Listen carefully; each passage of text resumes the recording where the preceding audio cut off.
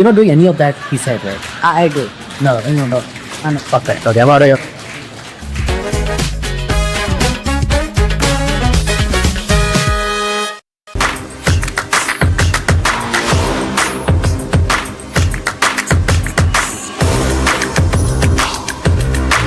This is India's #1 news network, and you're watching News 9. English news as it should be.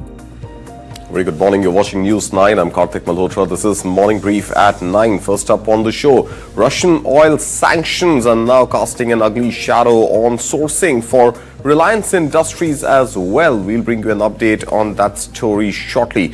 Also on the show, our stock market is going to slip on this Russian oil sanctions. Yesterday, we saw markets had intraday touched the 85,000 levels and the 26,000 levels on Sensex and Nifty before slipping all the closing in the green. Is this going to be a red start? We'll figure out at 9:15 as markets open. And also on the show, there's a fake ORS.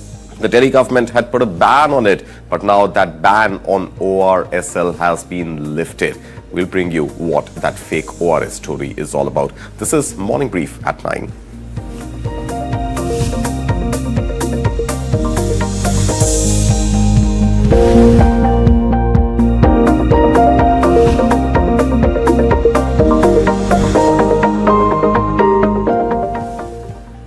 Watching News 9. First up, all the headlines at this hour. Associate sponsor bank of Baroda के संग त्योहार की उमंग.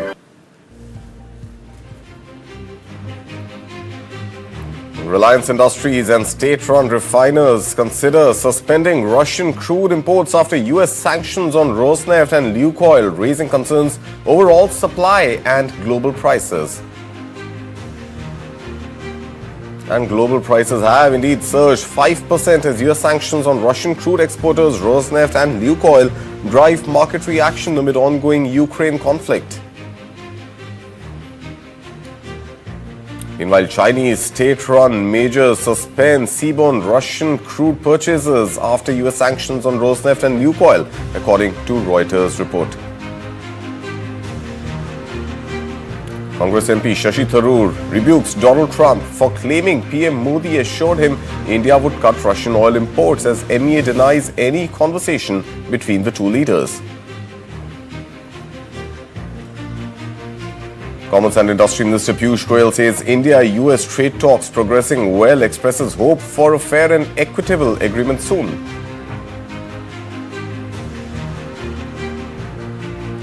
Trump administration exempts existing H-1B visa holders and international students from the $100,000 fee, providing major relief to Indian professionals and students in the U.S.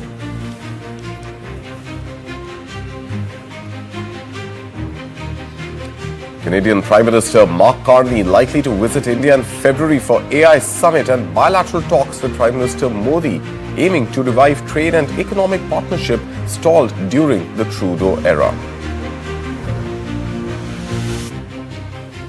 Delhi High Court stays ban on fake ORS drinks in India, allowing ORSL to sell 180 crore rupees worth of stock, raising concerns over child health despite regulators' landmark move. And Delhi to witness the first ever artificial rain through cloud seeding on October 29th after successful trial flight, marking historic step in fight against air pollution.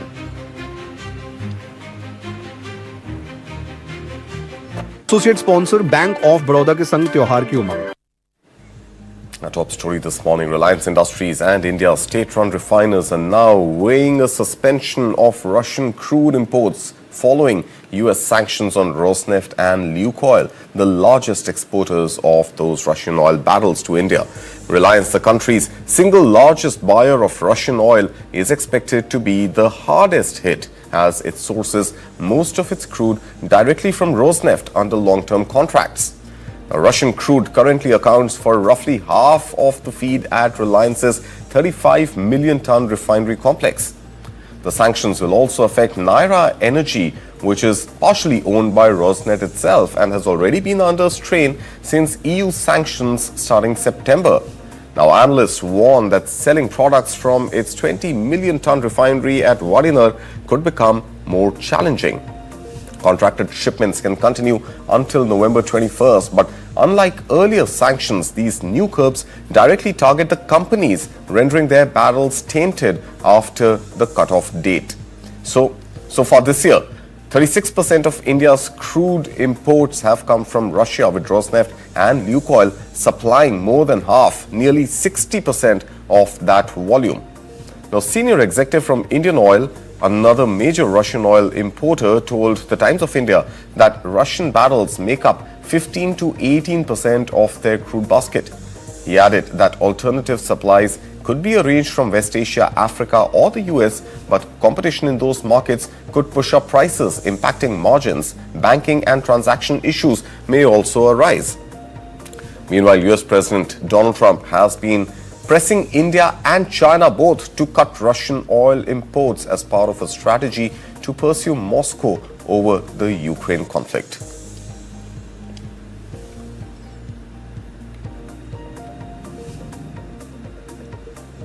My colleague Amit Ranjan, executive editor, News 9, joining me live from the newsroom on this story. Amit, talk to us. How big an impact do you think this is likely to have on Reliance Industries, Naira Energy, and of course, overall, the import bill that India has to fulfill for its consumption needs every year? Good morning, Karthik. Now, the impact is going to be huge. 1.7 million barrels per day have been imported by India from Russia in crude oil imports in the first 5 months of 2025. Reliance imports 500,000 million barrels per day of this, of the 500,000 barrels per day of the 1.7 million barrels that India imports. So the biggest impact is going to be on Reliance Industries. There are other markets, as you mentioned, but this is the discounted seaborne Russian crude. So the discounts that the Indian companies get from Russian crude are all going to be swept away. So that is the impact that these companies are going to have. There are other markets, but they will not have as much of a discounted rate as we get from Russia. All right. And any input you're picking up, at least in your reading right now, Amit, that with this surge in oil prices likely to hit, in fact, a 5% surge has been seen already. Is there going to be an impact on fuel prices in India, or is that going to be stable, at least for the time being? That would probably be stable because India has kept their crude prices, despite the discounts in the last 6 months or so, at par. So even they can offset the rise to the consumers for now, at least. Maybe in the times to come, if it extends for a long time, maybe the story is different.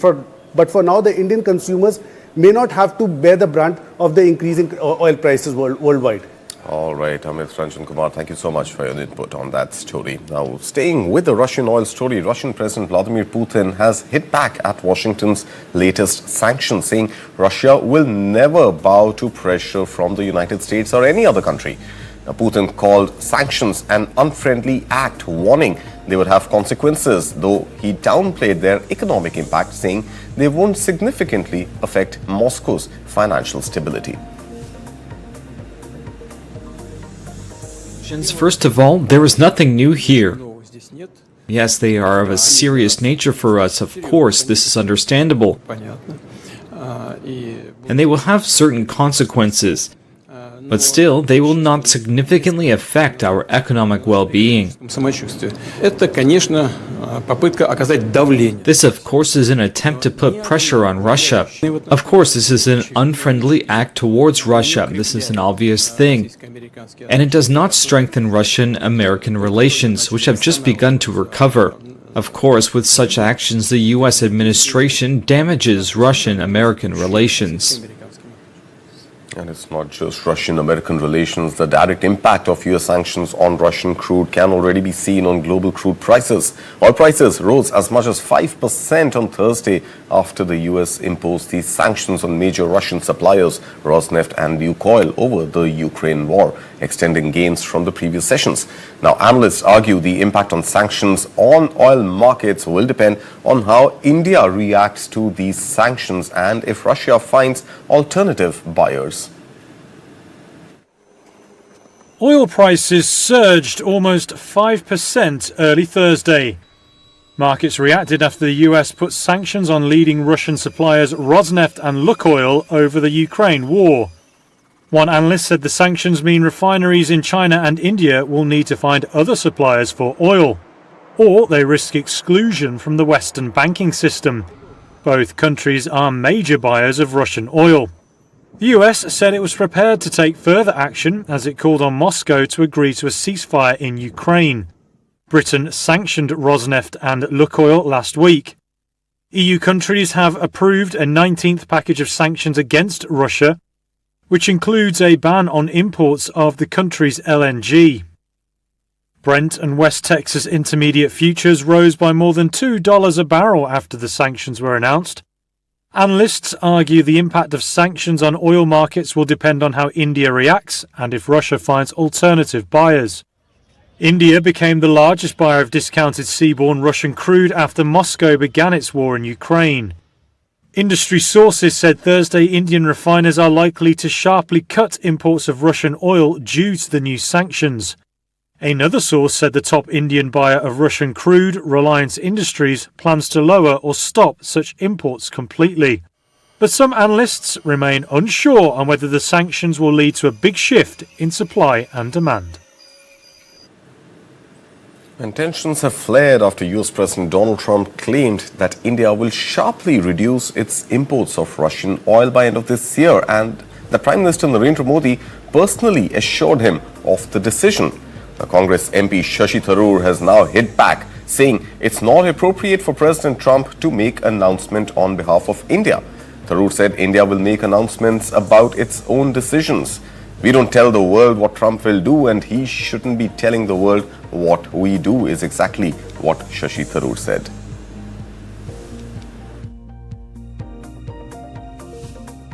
I don't really think it's appropriate for Mr. Trump to be making announcements about India's decisions. I think India will make announcements about its decisions. We don't tell the world what Mr. Trump will do. I think Mr. Trump should not be telling the world what India will do. These remarks came after Trump on Wednesday said that India would phase out Russian oil imports gradually, and by the end of the year, purchases will fall to almost nothing. That is what Trump had said that India has claimed. He added that India had been great and that he had spoken with Prime Minister Modi, who Trump claimed assured him of that decision. Trump also warned that if New Delhi did not cut down on Russian oil imports, it would continue to face massive tariffs. However, India has firmly denied that any such conversation took place. In New Delhi, the Ministry of External Affairs clarified there was no call or conversation between Prime Minister Modi and President Trump on the issue.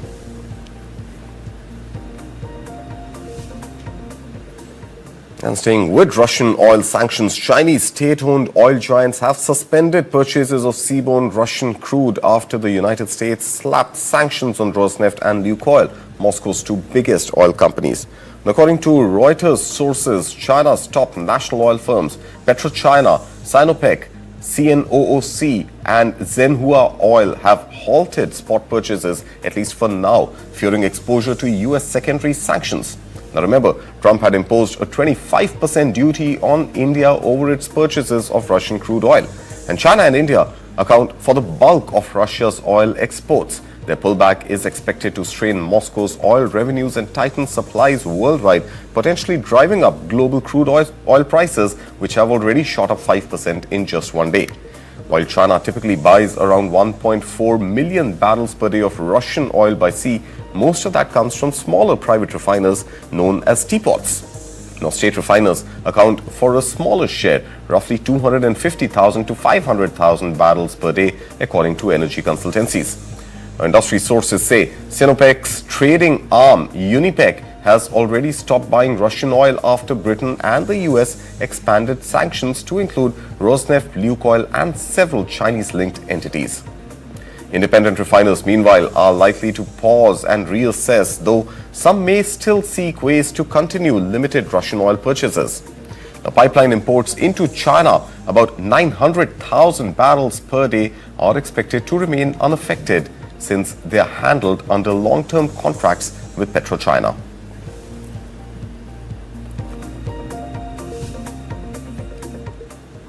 And moving on now, amid the ongoing talks between India and the US, Commerce and Industry Minister Piyush Goyal says trade talks between both countries are making headway and that they are moving closer to a fair and equitable trade agreement. Now, speaking to Doordarshan in Berlin, Goyal said India and US officials remain actively engaged. He added that the Commerce Secretary's recent visit to Washington was part of ongoing discussions that continue to show progress. An Indian delegation led by Commerce Secretary Rajesh Agarwal held 3 days of talks with US officials in Washington last week, concluding on October 17th. Just last month, Piyush Goyal also led an official delegation to New York for similar discussions. Remember, the talks are crucial, especially given the strain in trade ties since Trump administration's steep tariffs, 50% on Indian goods and an additional, in fact, including a 25% duty on purchases thanks to Russian oil purchase. Now, talks were briefly suspended after those tariffs, but resumed last month when US Trade Representative Brendan Lynch met Indian officials in New Delhi. Both sides agreed to push for an early, mutually beneficial outcome. Now, the next few months, officials say, will be critical in determining whether both sides can turn the ongoing dialogue into a landmark trade deal. We are in dialogue with the United States of America. Our teams are engaged. We recently had the Commerce Secretary visit the US and he met with his counterparts. We continue to engage with them and talks are progressing. We hope to work towards a fair and equitable agreement in the near future. And from India-U.S., let's move to India-Canada relations as diplomatic ties between India and Canada rebound. Canadian Prime Minister Mark Carney could visit India in the month of February for the upcoming AI summit and hold talks with Prime Minister Narendra Modi. The visit could accelerate negotiations for a comprehensive economic and free trade partnership, discussions that were put on hold during the Justin Trudeau era. Now, India's High Commissioner Dinesh Patnaik said that both countries are making a sincere effort to repair fractured relations and focus on trade and investment opportunities, especially amid a tariff war with the United States. He added that bilateral trade could exceed $50 billion annually if a far-reaching deal is finalized.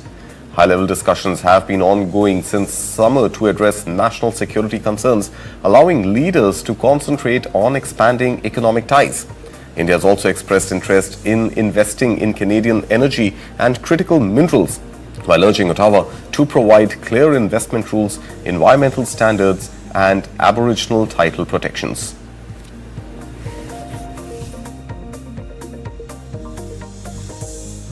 And in a major relief for Indian professionals and students in the United States, the Trump administration has clarified that recent international graduate sponsored for H-1B status will not have to pay the $100,000 fee announced last month. Officials had also confirmed that existing H-1B visa holders are exempt from this steep charge. The announcement follows weeks of confusion after the proclamation mandated the hefty annual fee equivalent to around 90 lakh rupees for employers sponsoring technically skilled foreign workers. The fee was set to take effect from September 21st, triggering panic among Indian workers, employers, as well as immigration lawyers. The U.S. Citizenship and Immigration Services clarified that the fee will not apply to anyone already in the U.S. on a valid visa, including F1 student visa holders, L1 transferees, and current H-1B holders seeking renewals or extensions. The guidance also confirmed that existing H-1B visa holders can continue traveling in and out of the U.S. without any restrictions. The reprieve comes as a big relief for Indian tech professionals who make up roughly 70% of all new H-1B visa allocations, with around 300,000 Indians currently on H-1B visas across technology as well as services sectors.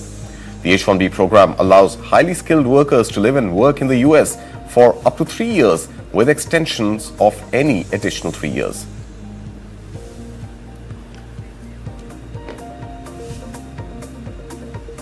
And time for a short break. The stock markets have just opened and it seems that it is a red start for stock markets as expected. Reliance Industries, which slipped about more than 1%, 1.2% or so in trade yesterday, is opening down about 0.25%, dragging the benchmark indices down. We'll bring you a market update and expert voice on what your trading strategy should be after this short break.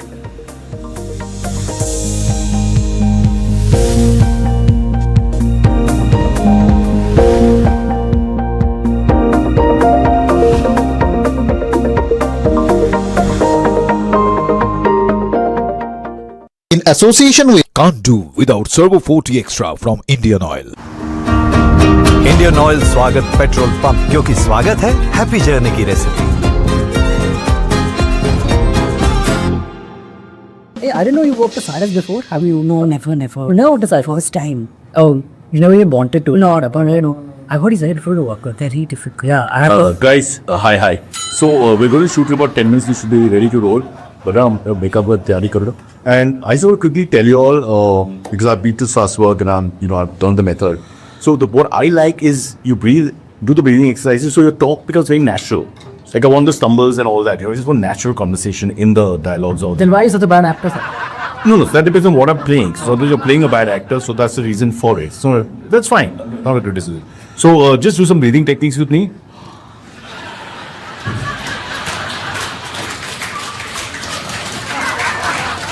You make sure your lungs are full and then make them empty. Full, empty, full, empty. It's just flexibility, just like you do with your body. Okay, so you guys are doing a great job otherwise. Is that where he studied? Louis Strasbourg. He keeps showing off about it. Bro, he was snoring. Yeah, also stinking. Breathing. Also, it's like this. Also, we're not doing any of that, he said, right? I do. No. Fuck that. Okay, I'm out of here.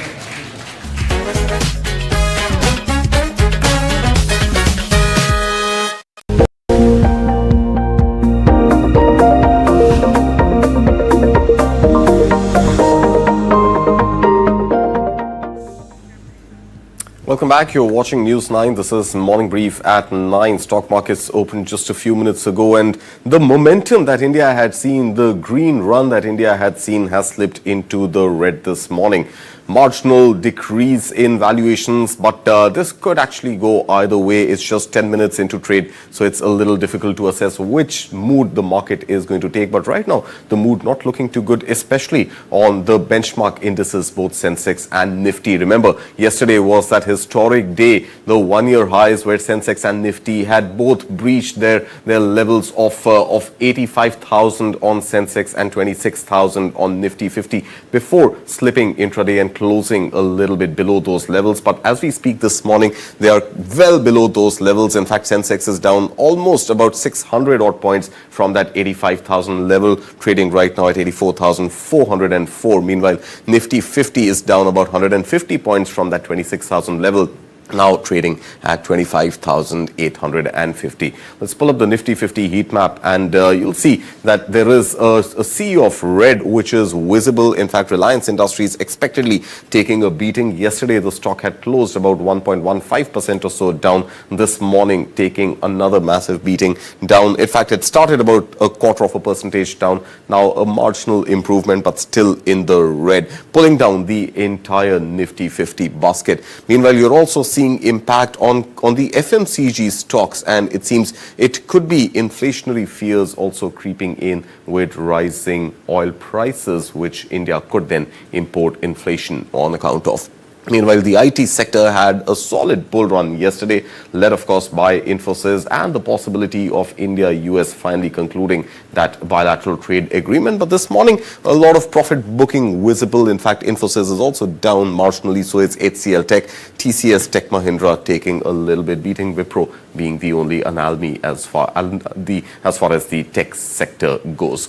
We have Nishal Maheshwari, market expert, joining us this morning. Nishal Maheshwari, good morning. Thank you so much for your time. To begin with, expectedly, it's the energy stocks, especially Reliance Industries, which is taking a beating. Where do you see this Russian oil sanctions heading from here? And what could be the overall ramifications on oil markets and then, in turn, even on stock markets? Morning to you and to your viewers. So difficult to say where these sanctions will head, basically, because this is an ever-changing game, and we are just actually a victim of the whole fallout. We are not a player in the drama, actually. Right. So that's why I think we have to be just the takers of whatever happens out there. Right. But having said that, I think obviously it's going to be negative for the whole oil marketing companies and the oil refining companies. There is going to be margin challenges, basically, which we are going to see in the coming quarters. At least $1 or $2 as far as the GRMs is concerned for most of the oil refining companies. That is a pressure you will see. Okay, but should we expect, let's say that the sanctions are here to stay, and let's say, India will have to then diversify, as it was stated even by the Ministry of External Affairs, that India is open to diversification of its energy needs. Now, specifically on stocks of Reliance Industries, if these sanctions were to stay, what would your sort of advice be to retail investors who are holding on to Reliance? So Reliance has long been I think it is already diversified away from the oil and gas. Oil and gas no more. Now it is only 30% of their EBITDA. So I don't see that there is going to be a very big challenge. Now what we are seeing is basically it's not that the oil is not available across the world. It is available basically and but at a slightly higher cost. So that's what I was saying basically, that there is going to be some margin pressure. But otherwise, I think the capacity utilization will continue. All right. So no stress really, not at the moment. I also want to talk to you about inflation specifically, Mr. Maheshwari, because oil prices, as we had seen in the beginning of the Russia-Ukraine war, there was pressure on oil prices, and the kind of inflation that the world imported, including India, had been a sticky one. And then, one war led to another war, and overall you had the Middle East also flaring up. So overall, oil prices were, for about 2 years or so, under a lot of stress. Do you see oil prices to come under similar stress this time around also? And should India worry about inflation, or too early to say, because oil at $60 a barrel is still pretty lucrative? So 3 million barrels a day going out of the system, that's definitely going to put a pressure. Okay. So world capacity or world utilization, I think, is around 97, 98 million barrels a day. And 3 million barrels going out is 3%. Right. Saudi and other countries have the capacity to actually fulfill this, but we have to see, because it's going to take a bit of time. So in between, you are going to see a bit of flare up in the oil prices. Doesn't seem to be on a very sustainable basis, but in the short term, you might see some run up in prices. Now, as far as India's inflation is concerned, I don't see much of a worry, because inflation is anyway going downhill. And if you really look at it, I think the last number printed, if I remember it right, is less than 1%. So doesn't a bit of uptick in that is not going to really impact us.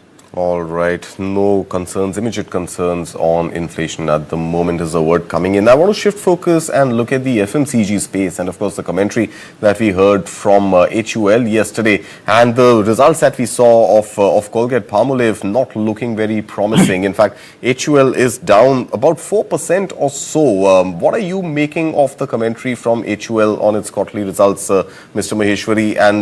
And such a negative impact, was that expected on the entire FMCG pack?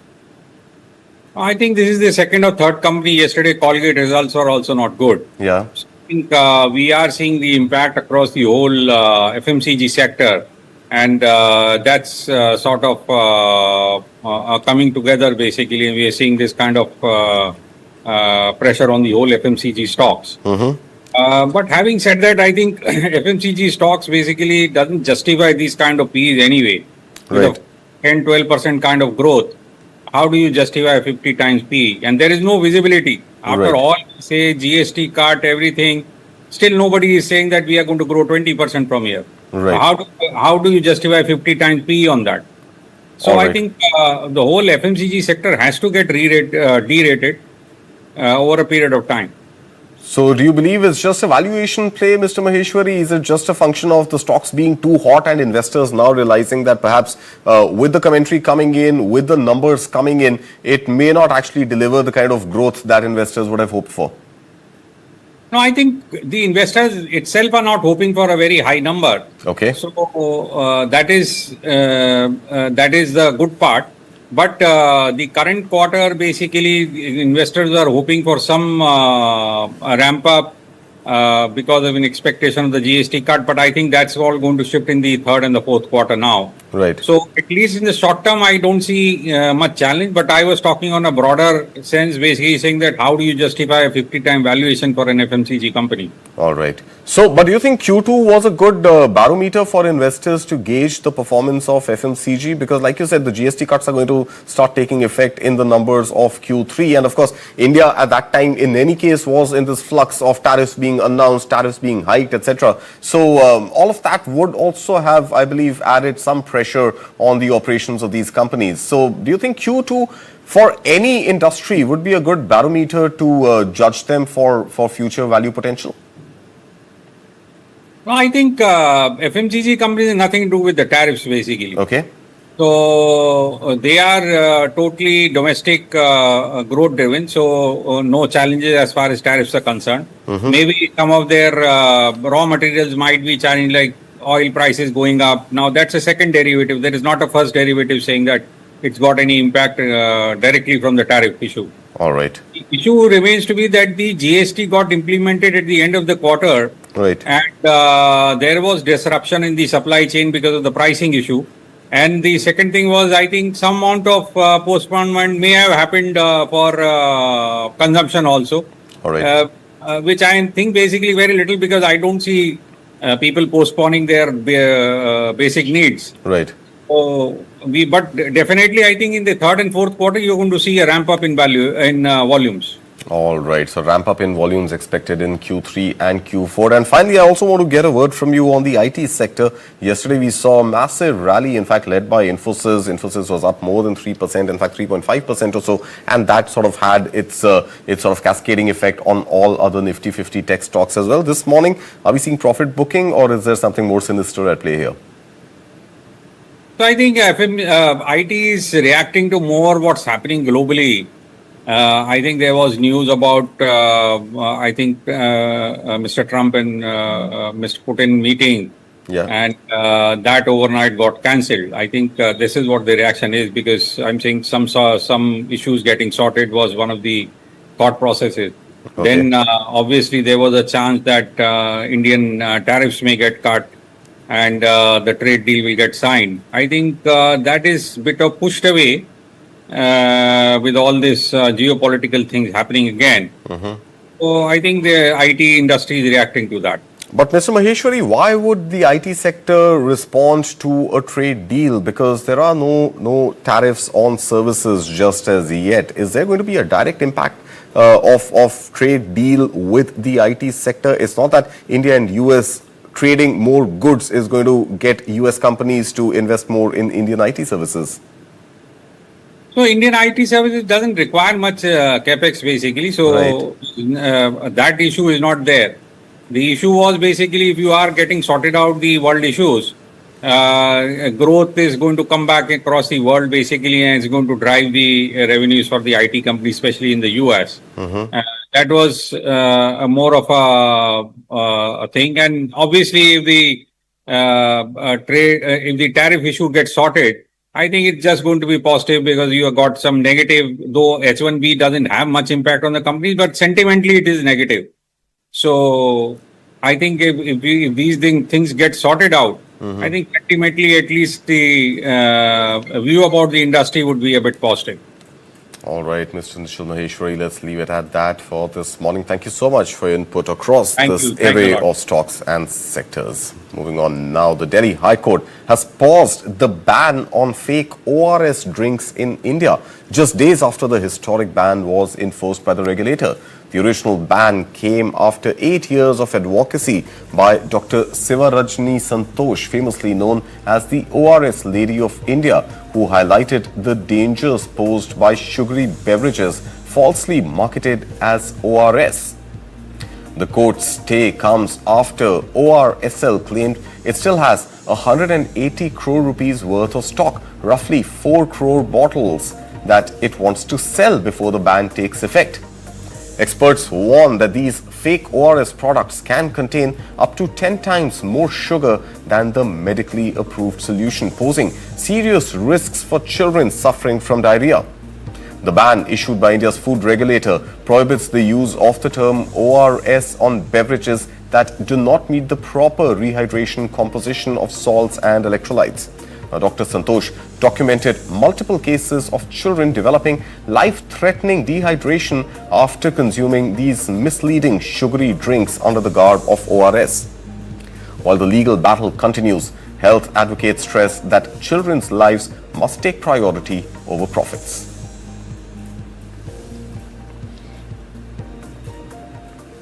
Now, Delhi is gearing up for its first ever artificial rain through cloud seeding, scheduled on October 29th if weather conditions cooperate.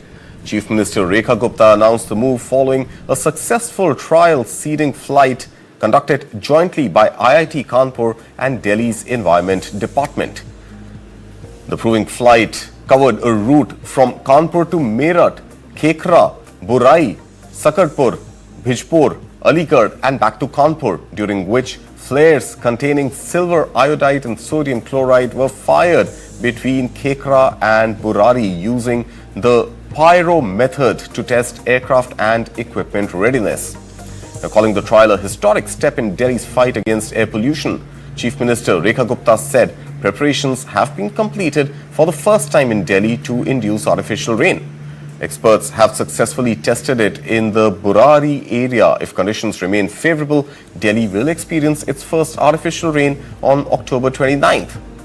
Meanwhile, Environment Minister Manjinder Singh Sirsa added that all technical trials, including flare tests and fitment checks, are complete and Delhi is now technically ready.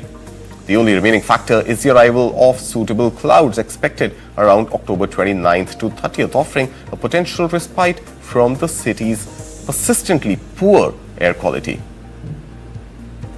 Delhi के लिए आज एक ऐतिहासिक दिन था। आज एक ऐतिहासिक सफलता प्राप्त की दिल्ली सरकार माननीय रेखा गुप्ता जी की अगुवाई में। क्लाउड सीडिंग जो लंबे समय से बात की जाती थी, आज उसकी पहली सफल ट्रायल दिल्ली में की गई। ये ट्रायल आईआईटी कानपुर ने करी और ये कानपुर से सेस्ना प्लेन के माध्यम से की गई। सेस्ना प्लेन तकरीबन दोपहर के टाइम वहां से टेक ऑफ किया और 3, सवा 3, 3:30 के आसपास मेरठ से अलीपुर से होता हुआ बुराड़ी पहुंचा। बुराड़ी में इन्होंने एक छोटे क्लाउड के ऊपर पैरोटेक्निक्स के माध्यम से ब्लास्ट कराए, फ्लेयर्स को ब्लास्ट कराया। वो फ्लेयर्स की ब्लास्ट से ये कन्फर्म हुआ कि प्लेन की स्ट्रेंथ क्या है। प्लेन को उस इलाके से वाकिफ किया गया और इस टेक्नोलॉजी के माध्यम से, जो कि नीचे से ब्लास्ट कर बादलों के ऊपर को जाती है और पैरोटेक्निक्स के माध्यम से ये फ्लेयर्स फैलती हैं और ऊपर जाके बादलों से टकराती हैं, जिससे बरसात हो। All right, so next week, October 29th, could be the day that Delhi finally witnesses that artificial rain through cloud seeding. We will slip into a short break, but before that, all the other global stories that we're tracking for you this Friday morning.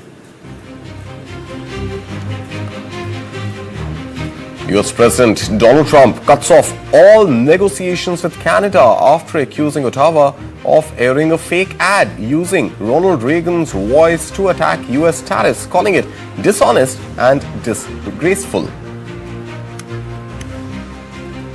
All eyes on Donald Trump's upcoming talks with Chinese President Xi Jinping. seen as pivotal for trade, currency and global market stability amid renewed tariff tensions of up to 157%. Crude jumps over 5% after United States targets Russia's vital oil sector in a fresh bid to choke off Moscow's war machine and force peace in Ukraine. European leaders set to outline plans for a 2-year aid package for Ukraine, potentially backed by a record loan secured through seized Russian-linked reserves. Ukrainian President Volodymyr Zelensky heads to UK, urges Europe to step up arms deliveries, warning time is running out to blunt Russia's battlefield momentum. More than 3,000 Boeing employees in the US Midwest prepare to cast ballots on a revised deal that could end one of the longest labor disputes in the aerospace giant's history. Venezuela's President Nicolás Maduro pleads for peace as US President Donald Trump confirms covert US operations tied to drug trafficking crackdowns near Venezuelan waters. Japan's consumer prices accelerate, piling pressure on incoming Prime Minister Sanae Takaichi to balance relief for households with stability measures in Asia's third largest economy. American artificial intelligence giant Anthropic deepens its partnership with Google, securing advanced chips and vast computing power in a pact worth tens of billions of dollars to boost its AI frontiers. These stories on the other side of the break. You're watching Morning Brief at 9.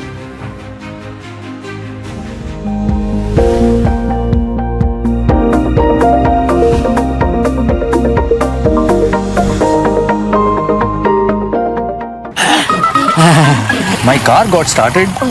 It loses its mood. Doesn't your car ever lose its mood? No, my car never breaks down. I feed it with Vedol. That's why. Vedol? If the engine is okay, the motor will be okay. Mom. Bye.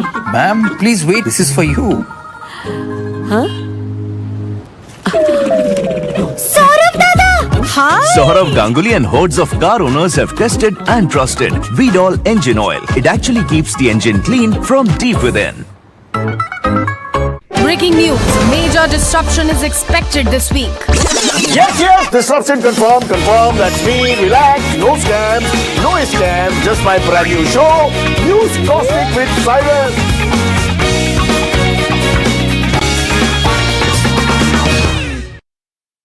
What is to the nines? In literal terms, it's perfection.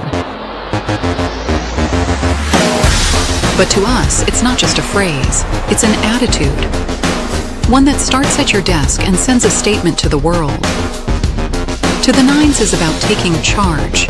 It's a way of life where every seam, every fold, is crafted with excellence. It's timeless elegance and uncompromising quality made for the corner office.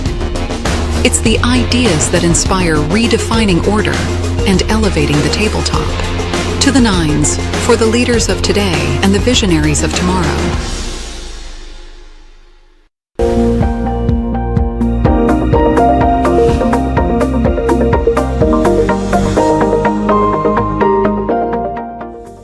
Welcome back. You're watching News 9. This is Morning Brief at 9. Now on to stories from around the world. US President Donald Trump said on Thursday that he was immediately ending all trade talks with Canada, accusing it of misquoting former President Ronald Reagan in an advertising campaign against tariffs. Trump said on his Truth Social network, and I quote, "Based on their egregious behavior, all trade negotiations with Canada are hereby terminated."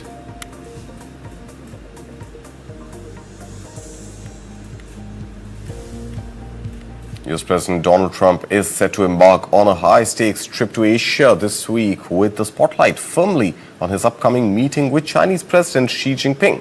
The two leaders are expected to discuss trade, energy and security in what could be a defining moment for global markets. Remember, Trump has threatened a whopping 157% tariff on China from November 1st. Trump, who described his Asia visit as a big trip to Malaysia, Japan and South Korea, said his first question to Chinese counterpart Xi Jinping would be about the flow of fentanyl, even as tensions rise over Beijing's rare earth export curbs. The meeting is being closely watched amid hopes the two sides can ease trade tensions that have unsettled the global economy. Listen in to Donald Trump. Is there any evidence that China is now smuggling fentanyl through Venezuela to bypass U.S. and Mexican port controls? They are doing that, yes. But they are paying right now a 20% tariff because of fentanyl. That's billions and billions of dollars that they're paying. We're actually, on November 1st, the tariff on China goes to 157%.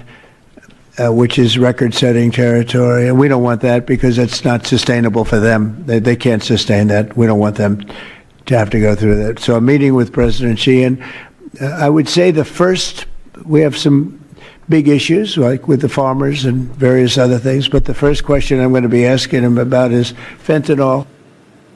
Seeing with stories from the U.S., U.S. President Donald Trump has said that a wealthy private donor has stepped in to help pay military salaries during the ongoing government shutdown in the U.S. Now, speaking at a White House event on Thursday, Trump revealed that the unnamed donor contributed $130 million to the federal government to bridge potential shortfalls in military pay. The U.S. administration has been under growing pressure to ensure that service members continue to receive their pay amid the budget impasse. Man, a friend of mine, talking about donors, a friend of mine, a man that's great. I'm not going to use his name unless he lets me do it. Susie can tell you about this, but he called us the other day and he said, I'd like to contribute any shortfall you have because of the Democrat shutdown. I'd like to personally contribute any shortfall you have with the military, because I love the military and I love the country, and any shortfall, if there's a shortfall, I'll contribute it. And today he sent us a check for $130 million. Well, the Trump administration and Republican leaders have warned of mounting flight disruptions as the government shutdown drags into its 23rd day, the longest in U.S. history. The White House said on Thursday that air traffic control operations are under growing strain, with around 13,000 controllers and 50,000 officers working without pay. Man, a friend of mine, talking about donors, a friend of mine, a man that's great. I'm not going to use his name unless he lets me do it. The Thanksgiving holiday approaching, we are nearing the busiest travel period of the entire year, when millions of Americans will go to airports to spend time with their loved ones. Let us be very clear from the White House today. If the Democrats continue to keep the government closed, we fear there will be significant flight delays, disruptions, and cancellations in major airports across the country this holiday season. If Democrats continue to shut down the government, they will also be shutting down American air travel. White House Press Secretary Karoline Leavitt there, who also on Thursday hinted that a meeting between U.S. President Donald Trump and Russian President Vladimir Putin was not completely off the table. Remember, earlier this week, Trump said he cancelled a planned summit with the Russian president, citing a lack of progress in diplomatic efforts and a sense that the timing was off. I think the president has also long expressed his frustration with Vladimir Putin and frankly both sides of this war.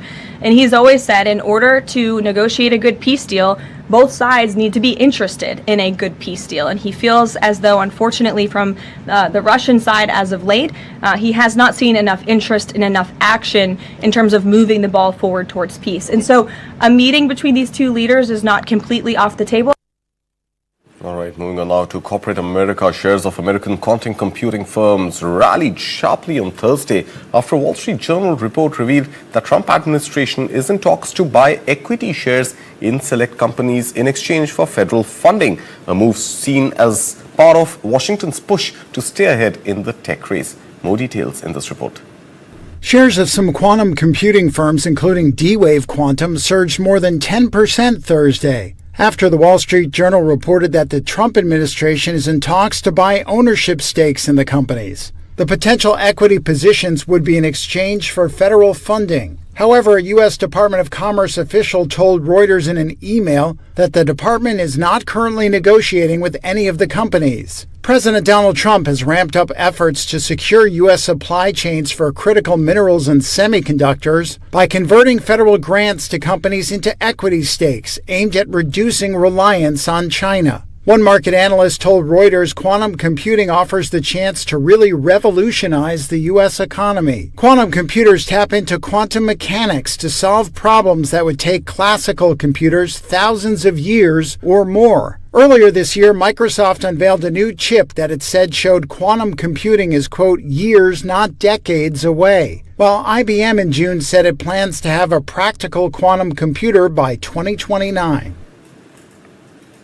Consumer goods major Unilever has posted slightly better than expected third quarter sales thanks to double-digit growth from its hair care brands, with North America driving most of the momentum. Take a look. Unilever beat market expectations Thursday. The conglomerate announced third quarter sales growth over 3%, slightly ahead of forecasts. It was largely thanks to consumers buying up its hair care goods like Dove, particularly in North America. Strong volume expansion across personal care and beauty drove sales growth of 5.5% in the region. Unilever owns many brands, including Ben & Jerry's and Hellmann's mayonnaise. The firm wants to push into higher margin premium products in beauty and personal care. It's key to a turnaround plan under new CEO Fernando Fernandez, who took over in March. He wants to streamline business, cut costs and explore sales of non-core brands. That to boost margins despite weak consumer sentiment and economic uncertainty. Unilever's stock has performed better than rival Nestlé since Fernandez took over, but underperformed others like Danone and Reckitt. Thursday's results comes days after Unilever delayed the spin-off of its Magnum-led ice cream business and blamed it on the US government shutdown. It was originally scheduled for November, but the firm still expects to complete the spin-off by year-end. Unilever shares were up around 1.5% after the results were announced. And European leaders have pledged to cover Ukraine's financial needs through 2027 in the country's bid to fight Russia in a long-lasting conflict, but will decide in December how to structure the new aid package. European Council Chair Antonio Costa said the Commission will present funding options in the coming weeks. Listen to the European Council President. European leaders committed to ensure that Ukraine's financial needs will be covered for the next 2 years. We have asked the Commission to put forward options as soon as possible, so that Ukraine has the resources it needs to continue defending itself and fight for a just and lasting peace in 2026 and 2027 if it's necessary. Russia should take good note of this. Ukraine will have the financial resources it needs to defend itself against Russia's aggression and in the foreseeable future. And staying with Europe, French automaker Renault Group reported a 6.8% rise in third quarter revenue, beating analyst forecasts. The strong performance came from popular new launches like the Dacia Bigster and a solid showing in its financial services division, offsetting weaker demand for commercial vehicles. Here's a report. Renault zoomed past analyst expectations in the third quarter. The French auto giant posted a 6.8% rise in revenue of just under $13.3 billion for July to September. Popular new models like the Dacia Bigster helped out, while its financial services business offset a weaker commercial vehicle market. Sales volumes rose by close to a tenth during the period. It's a positive update for new CEO Francois Provost. He took over in July after Luca De Meo left for luxury giant Kering. Renault had revised down its annual forecast shortly after De Meo's departure. It blamed a slow European economy hurting demand for its vans, which is a big driver of profit. Renault's reliance on Europe has largely protected it from the trade turmoil caused by US President Donald Trump's tariffs. but it also makes it more vulnerable to the region's weak economic growth. Renault also faces rising competition from Chinese automakers. That has put it under pressure to keep up a rapid pace of new launches started under De Meo. Renault said new models made up for 30% of third quarter sales, marginally up from a year earlier. Well, UK's reform leader Nigel Farage says his party has begun accepting cryptocurrency donations just as Canada's anti-money laundering regulator slaps its biggest ever fine in a crackdown on digital assets. Here's a look at this week's top crypto headlines. From Britain's populist party to Amazon's cloud outage, this is Crypto Weekly. British Populist Party Reform UK's leader Nigel Farage told Reuters the party had started receiving crypto donations, but he denied it was copying Donald Trump's playbook as it seeks support from the digital asset industry. Speaking at a crypto conference in London, Farage sought to position himself as the only hope for UK crypto businesses. Japan's financial regulator has considered allowing members of banking groups to launch cryptocurrency trading services. That was the word from the country's Nikkei newspaper. It reported the move aimed to expand market access and promote competition. Japan's financial services agency has also looked into lifting a ban on banks from buying and holding cryptocurrencies for investment. Canada's anti-money laundering regulator said it had imposed a $126 million fine on money services business Zeltox Enterprises Limited. It's the largest ever penalty given out by the agencies. Authorities said Zeltox did not submit suspicious transaction reports. Britain's markets regulator has filed a lawsuit against HTX, a global crypto exchange advised by Chinese entrepreneur Justin Sun. It's accused of unlawfully promoting crypto asset services to UK consumers. HTX is not authorised to operate in Britain. Amazon.com cloud service returned to normal operations this week after an internet outage that caused global turmoil among thousands of sites. They included cryptocurrency exchange Coinbase and trading app Robinhood. And with that, we come to an end of this edition of the Morning Brief. Thank you so much for watching, but news continues right here on News 9, so stay tuned.